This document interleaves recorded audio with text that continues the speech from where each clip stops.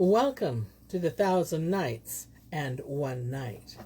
Now, when it was the 687th night, she pursued, It hath reached me, O auspicious king, that Al-Asmai'i said to the prince of the true believers, Verily, I have heard much, but nothing pleased me save 3 sets of couplets improvised by as many girls. Quoth the caliph, Tell me of them. And quoth he, Know then, O commander of the faithful, that once I abode in Basra, and one day, as I was walking, the heat was sore upon me, and I sought for a siesta place, but found none.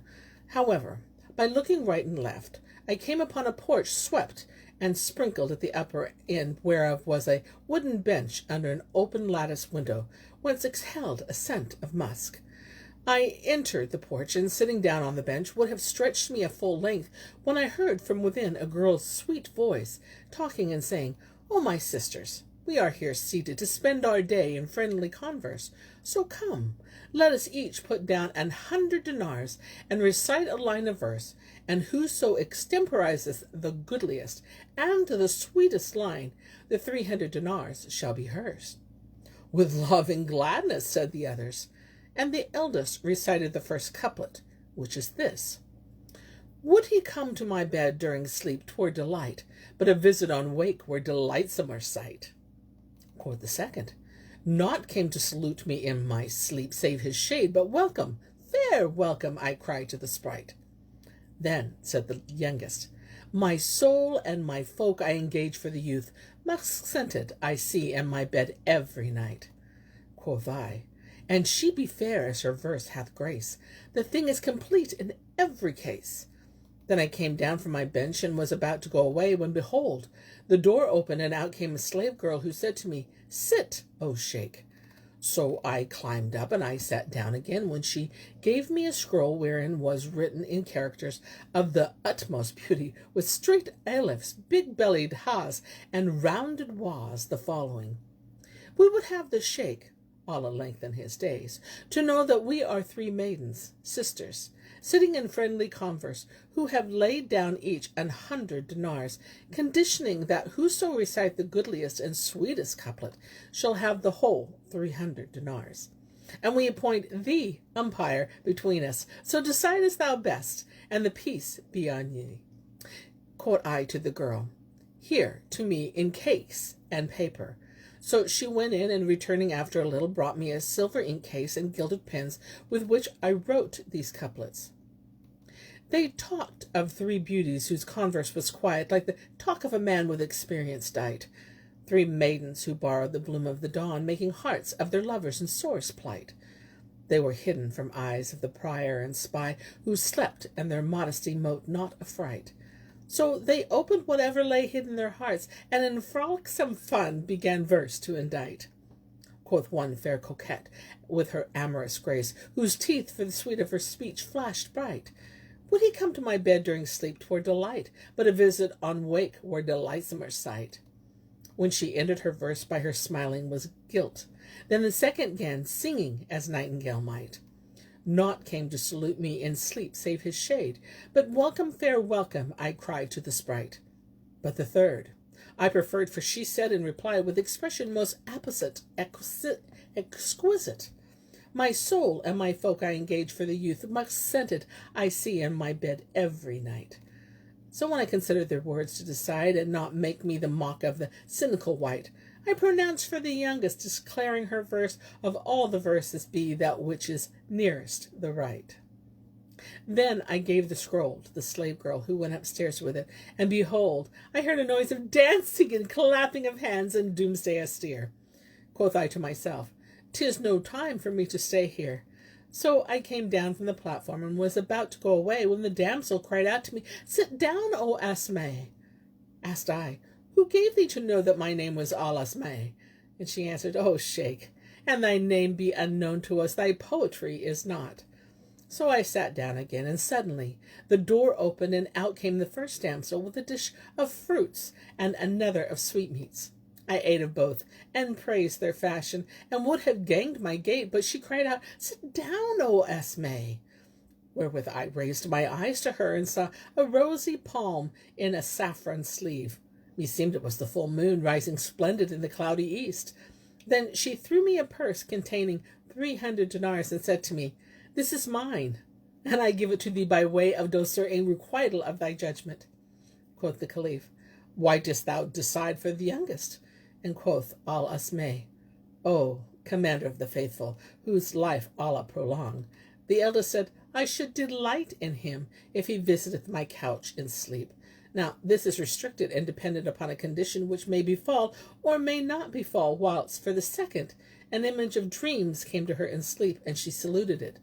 But the youngest couplet said, she actually lay with her lover and smelt his breath sweeter than musk, and she engaged her soul and her folk for him, which she had not done, were he not dearer to her than her sprite." Said the Caliph, "Thou didst well, O Asmai'i," and gave him another 300 ducats in payment of his story. And I have heard a tale concerning Ibrahim of Mosul and the devil. Quoth Abu Isaac Ibrahim of Mosul, "I asked Al-Rashid once to give me a day's leave, that I might be private with the people of my household and my brethren, and he gave me leave for Saturday, the Sabbath.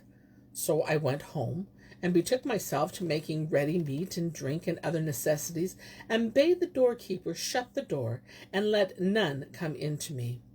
However, presently as I sat in my sitting chamber with my women who were looking after my wants, behold, there appeared an old man of comely and reverend aspect, clad in white clothes, and a shirt of fine stuff, with a doctor's turban on his head, and a silver-handled staff in his hand, and the house and the porch were full of the perfumes wherewith he was scented. I was greatly vexed at his coming in to me, and thought to turn away the doorkeepers, but he saluted me after the goodliest fashion, and I returned his greeting and bade him to be seated. So he sat down and began entertaining me with the stories of the Arabs and their verses, till my anger left me, and methought my servants had sought to pleasure me by admitting a man of such good breeding and fine culture. Then I asked him, "Art thou for meat?" And he answered, "I have no need of it." "And for drink?" Quoth I, and quoth he, that is as thou wilt. So I drank off a pint of wine, and poured him out the like. Then said to him, "O Abu Ishaq, wilt thou sing us somewhat, so we may hear of thine art, that wherein thou excellest high and low?" His words angered me, but I swallowed my anger, and taking the lute played and sang. "Well done, O Abu Ishaq," said he, whereat my wrath redoubled, and I said to myself, "Is it not enough that he would intrude upon me without my leave, and importune me thus, but must he call me by my name, as though he knew not the right way to address me?" Quoth he, "And thou wilt sing something more, we will requite thee." I dissembled my annoyance, and took the lute, and sang again, taking pains with what I sang, and rising thereto altogether in consideration of his sayings, "We will requite thee." And Shahrazad perceived the dawn of the day, and ceased to say her permitted say. Now, when it was the 688th night, she continued, "It hath reached me, O auspicious king, that when the Sheikh said to Abu Ishaq, 'If thou wilt sing something more, we will requite thee,' I dissembled my annoyance," continued Ibrahim, "and taking the lute, sang again with great attention to my singing, and rising altogether thereto in consideration of his saying, 'We will requite thee.' He was delighted, and cried, 'Well done, O my lord!' presently adding, 'Dost thou give me leave to sing?' 'As thou wilt,' answered I, deeming him weak of wit, in that he should think to sing in my presence after that which he had heard from me. So he took the lute and swept the strings, and by Allah, I fancied they spoke an Arabic tongue, and a sweet and liquid murmurous voice. And then he began to sing these couplets. "I bear a hurt heart, who will sell me for this? A heart whole and free from all canker and smart. Nay, none will consent or to barter or buy such loss, ne'en to sorrow and sickness to part. I groan with the groaning of wine-wounded men, and pine, for the pining ne'er freeth my heart. And by Allah, meseemeth the doors and the walls and all that was in the house answered and sang with him for the beauty of his voice, so that I fancied my very limbs and clothes replied to him, and I abode in amazed and unable to speak or move for the trouble of my heart. Then he sang these couplets. Culvers of Liwa, to your nests return, your mournful voices thrill this heart of mine. Then back a copse they flew, and well nigh took my life, and made me tell my secret pine. With cooing call they one who's gone, as though their breasts were maddened with the rage of wine. Ne'er did mine eyes like there for culvers see, who weep, yet teardrops ne'er dye their eyne. And also these couplets. O Zephyr of Najd, when from Najd thou blow, thy breathings heap only new woe on woe. The turtle bespake me in bloom of morn from the cassia twig and the willow bough. She moaned with the moaning of love-sick youth, and exposed love's secret I ne'er would show. They say lover wearies of love when near, and is cured of love as far he go. I tried either cure which ne'er cured my love, but that nearness is better than farness, I know. Yet the nearness of love shall no vantage prove, and whoso thou lovest deny thee of love. Then he said, O Ibrahim, sing this song after me, and preserving the mode thereof in thy singing, teach it to the slave girls. Quoth I, repeat it to me. But he answered, there needs no repetition. Thou hast it by heart, nor is there more to learn. Then he suddenly vanished from my sight. At this I was amazed, and running to my sword, drew it and made for the door of the harem, but found it close, and said to the women, what have ye heard? Quoth they, we have heard the sweetest of singing and the goodliest. Then I went forth amazed to the house door, and finding it locked, questioned the doorkeepers of the old man. They replied, what old man? By Allah, no one hath gone into thee this day. So I returned, pondering the matter, when behold, there arose from one of the corners of the house a vox at pratia nihil, saying, O Abu Ishaq, no harm shall befall thee. 'Tis I, Abu Murrah, who have been thy cup companion this day, so fear nothing. Then I mounted and rode to the palace, where I told Al-Rashid what had happened, and he said, repeat to me the airs thou heardest from him. So I took the lute and played and sang them to him, for behold, they were rooted in my heart. The Caliph was charmed with them, and drank thereto, albeit he was no confirmed wine-bibber, saying, would some day pleasure us with this company as he hath pleasured thee. Then he ordered me a present, and I took it and went away. And men relate this story anent of the lovers of the Banu Uzrah. Quoth Masur the eunuch, the Caliph Harun al-Rashid was very wakeful one night, and said to me, see which of the poets is at the door tonight. So I went out, and finding Jamil bin Marmar al-Uzai in the antechamber, said to him, answered the commander of the faithful.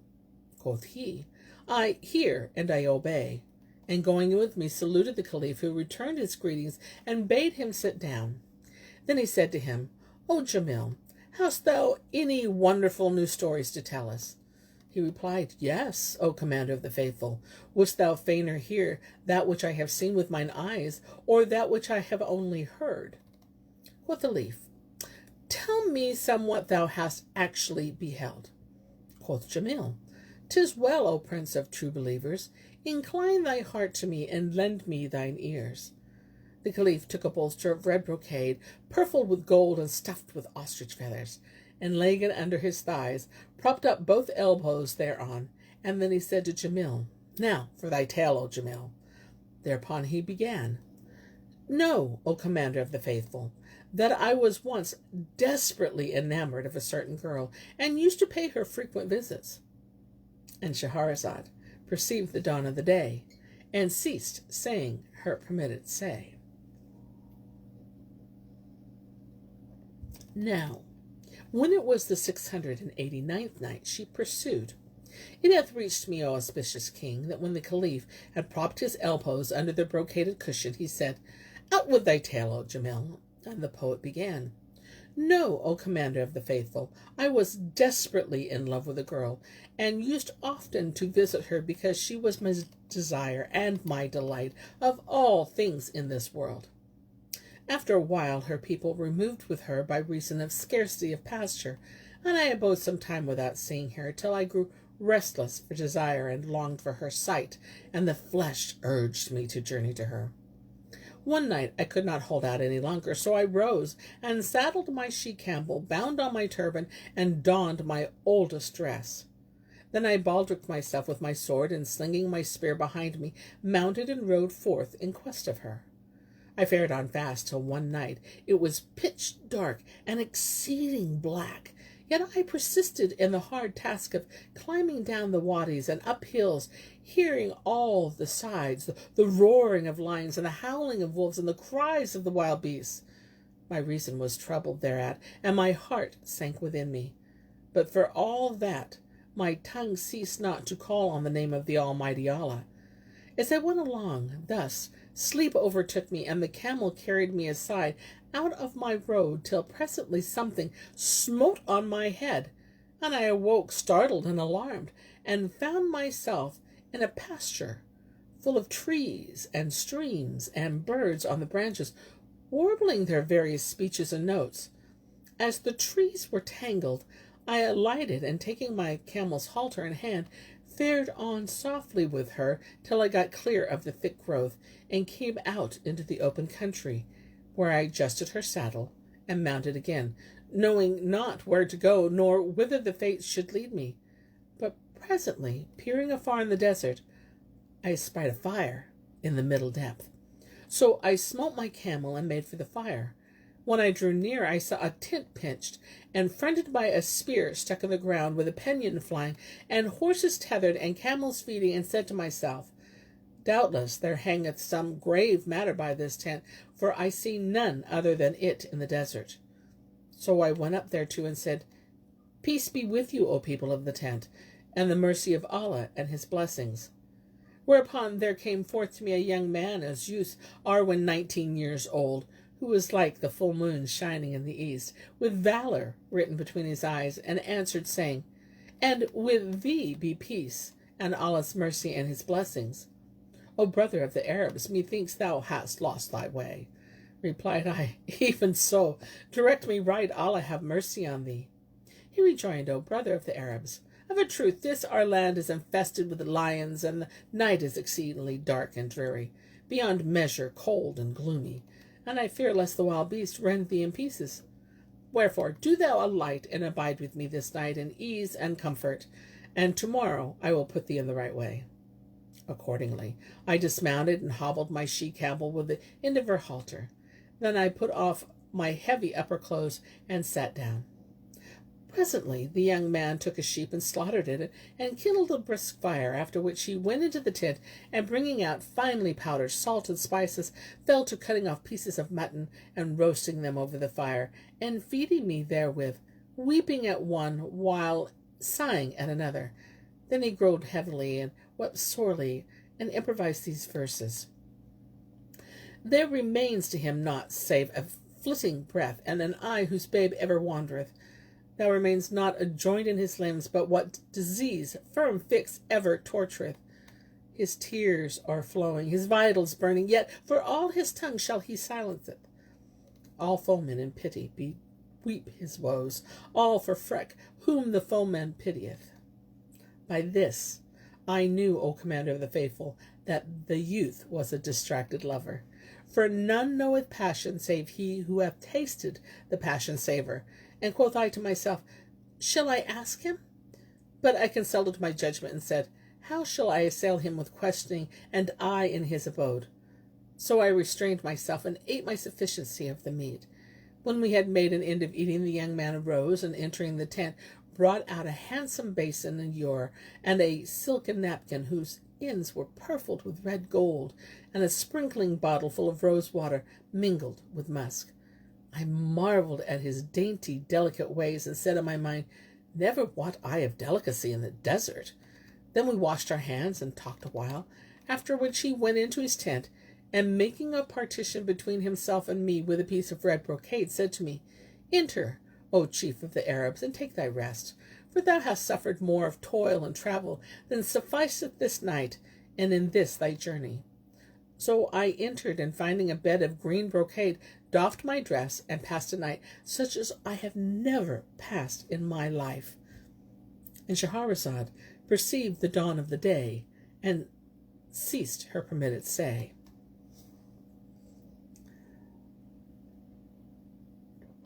Now, when it was the 690th night, she resumed, It hath reached me, O auspicious king, that Jamil spoke, saying, Never in my life passed I a night like that.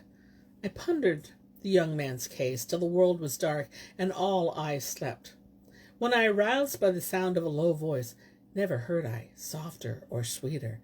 I raised the curtain which hung between us, and saw a damsel. Never behold I a fairer of face. But the young man sighed, and they were both weeping and complaining one to the other of the pangs of passion and desire, and of all the excess of their longing for union. Quoth I, By Allah, I wonder who may be this second one. When I entered this tent, there was none therein save the young man, and after reflection I added, Doubtless, this damsel is of the daughters of the jinn, and is enamored of this youth. So they have secluded themselves with each other in this solitary place. Then I considered her closely, and behold, she was a mortal, and an Arab girl whose face with she unveiled shamed the shining sun, and the tent was lit up by the light of her countenance. When I was assured that she was his beloved, I bethought me of a lover jealousy, so I let drop the curtain, and covering my face, fell back to sleep. As soon as it was dawn, I arose, and donning my clothes, made the wuzu ablution, and prayed such prayers as are obligatory, and which I had deferred. Then I said, O brother of the Arabs, wilt thou direct me in the right road, and thus add to thy favors? He replied, At thy leisure, O chief of the Arabs. The term of the guest rite is 3 days, and I am not one to let thee go before that time. So I abode with him 3 days, and on the 4th day, as we sat talking, I asked him of his name and lineage. Quoth he, As for my lineage, I am of the Banu Uzrah. My name is such an one, son of such an one, and my father's brother is called such an one. And behold, O Commander of the Faithful, he was the son of my paternal uncle, and of the noblest house of the Banu Uzrah. Said I, O my cousin, what moved thee to act on this wise, secluding thyself in the waste, and leaving thy fair estate, and that of thy father, and thy slaves and handmaids? When he heard my words, his eyes filled with tears, and he replied, Know, O my cousin, that I fell madly in love of the daughter of my father's brother, fascinated by her, distracted for her, passion possessed as by a jinn, wholly unable to let her out of my sight. So I sought her in marriage of her sire, but he refused, and married her to a man of the Banu Uzrah, who went into her and carried her to his abiding place this last year. When she was thus far removed from me, and I was prevented from looking on her, the fiery pangs of passion and excess of love-longing and desire drove me to forsake my clan and friends and fortunes, and take up my abode in this desert, where I have grown used to my solitude. I asked, Where are thy dwellings? And he answered, They are hard by on the crest of yonder hills, and every night at the dead time, when all eyes sleep, she stealeth secretly out of the camp, unseen of any one, and I satisfy my desire of her converse, and she of mine. So I abide thus, solacing myself with her a part of the night, till Allah work all that which is to be wrought. Either I shall compass my desire in spite of the envious, or Allah will determine for me, and he the best of determinators. Now, when the youth told me his case, O Commander of the Faithful, I was concerned for him, and perplexed by reason of my jealousy and his honor. So I said to him, O son of my uncle, wilt thou that I point out to thee a plan, and suggest to thee a project, whereby, please Allah, thou shalt find perfect welfare, and the way of right and success issue, whereby the Almighty shall do away from thee that thou dreadest? He replied, Say on, O my cousin. And quoth I, When it is night, and the girl cometh, set her on my she-camel, which is swift of pace, and mount thy steed, whilst I bestride one of these dromedaries. So will we fare on all night, and when the morrow comes, we will have traversed wolds and wastes, and thou wilt have attained thy desire, and won the beloved of thy heart. The Almighty's earth is wide, and by Allah I will back thee with heart and wealth and sword. And Shahrazad perceived the dawn of the day, and ceased to say her permitted say. And so do I cease my telling of these tales for today, till it be morrow.